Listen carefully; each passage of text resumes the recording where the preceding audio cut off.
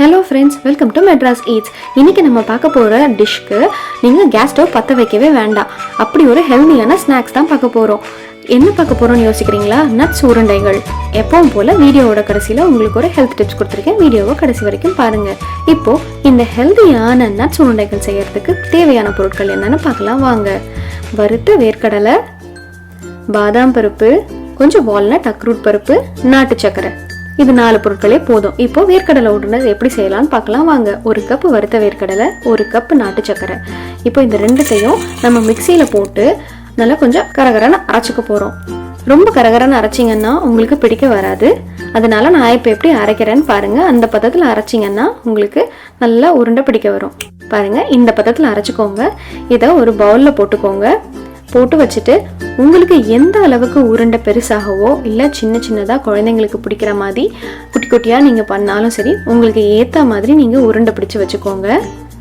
பாருங்கள், இந்த மாதிரி நல்லா உருண்டை பிடிச்சி நீங்கள் பாக்ஸில் போட்டு வச்சுக்கோங்க. இது நீங்கள் பாக்ஸில் போட்டு வச்சிங்கன்னா குழந்தைங்க ஸ்வீட்ஸ் வேணும், ஸ்நாக்ஸ் வேணும் அப்படின்னு கேட்கும்போது நீங்கள் இதில் 2 உருண்டை எடுத்து கொடுத்தீங்கன்னா நாட்டு சக்கரை போட்டுக்கிறதுனால நீங்கள் ஸ்வீட் கொடுக்குறீங்கன்னு யோசிக்கவே வேண்டாம். ரொம்ப நல்லது குழந்தைங்களுக்கு. இதை நீங்கள் எத்தனை வேணால் தைரியமாக கொடுக்கலாம். பாருங்கள், இவ்வளவே தான். ரொம்ப சுலபமான ஹெல்தியான வேர்க்கடலை உருண்டை இப்போ ரெடியாக இருக்குது. இதை நம்ம பாக்ஸ் பண்ணி சாப்பிட வேண்டியது தான். அடுத்தது நம்ம மிக்சட் நட்ஸ் உருண்டை எப்படி பண்ணுறதுன்னு பார்க்கலாம் வாங்க.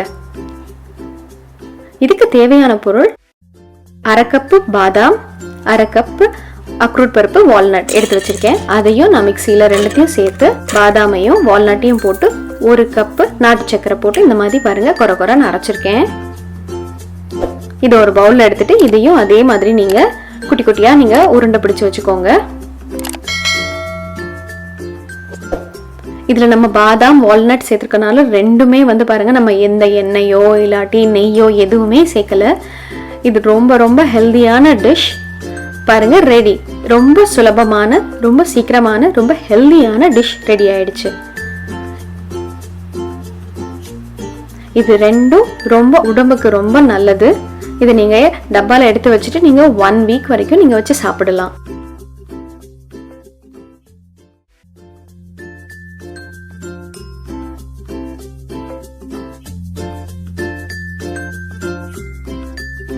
வீட்டில் பெரியவங்க சின்னவங்க எல்லாருக்குமே இதை நீங்கள் தைரியமாக கொடுக்கலாம். எவ்வளோ வேணாலும் நீங்கள் சாப்பிடலாம். இன்னைக்கு நம்ம ஹெல்த் டிப்ஸ், இன்னைக்கு நம்ம பண்ண உருண்டைகளை வச்சே நம்ம ஹெல்த் டிப்ஸ் பார்க்க போகிறோம்.